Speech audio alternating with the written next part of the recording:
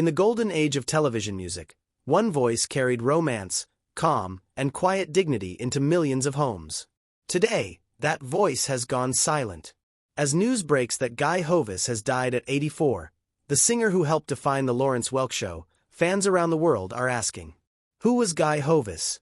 And what made his legacy so unforgettable? Guy Hovis was one of the most recognizable singers of classic American television. For decades, he appeared on the Lawrence Welk Show, performing romantic duets alongside his wife at the time, Ralna English.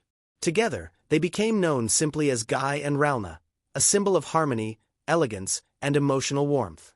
Now, following his peaceful passing on January 22, 2026, after several weeks in the hospital, interest in his life and legacy has surged once again.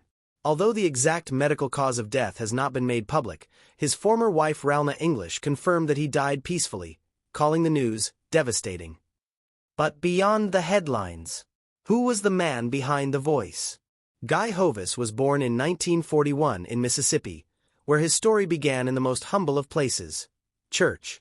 At just 5 years old, he was already singing, guided by faith, family, and a natural gift for melody. Music wasn't a hobby. It was part of his identity.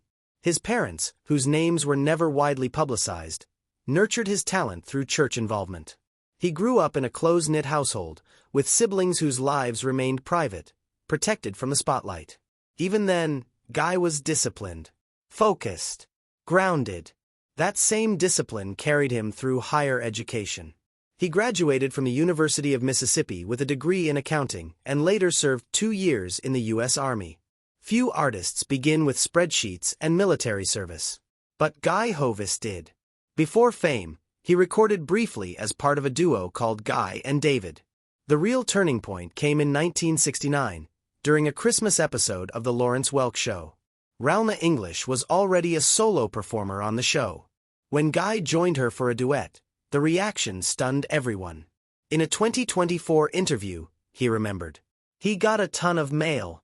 He'd never had a husband and wife team on his show. Lawrence Welk tested the response, then tested it again. The mail kept coming. By February 1970, Guy Hovis officially joined the program. What followed was one of the most beloved musical partnerships in television history. For over a decade, Guy and Ralna became the emotional heartbeat of the show.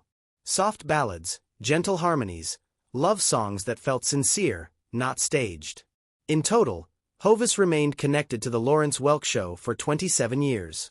He recorded 15 albums, blending gospel, pop standards, and romantic classics. His voice was described as smooth, effortless, and emotionally rich. But behind the scenes, life was changing. Guy and Ralna married in 1969 and divorced in 1984. Yet remarkably, they continued performing together. In 2012, Ralna said, "Guy and I have a ball working together." That wasn't publicity. That was respect.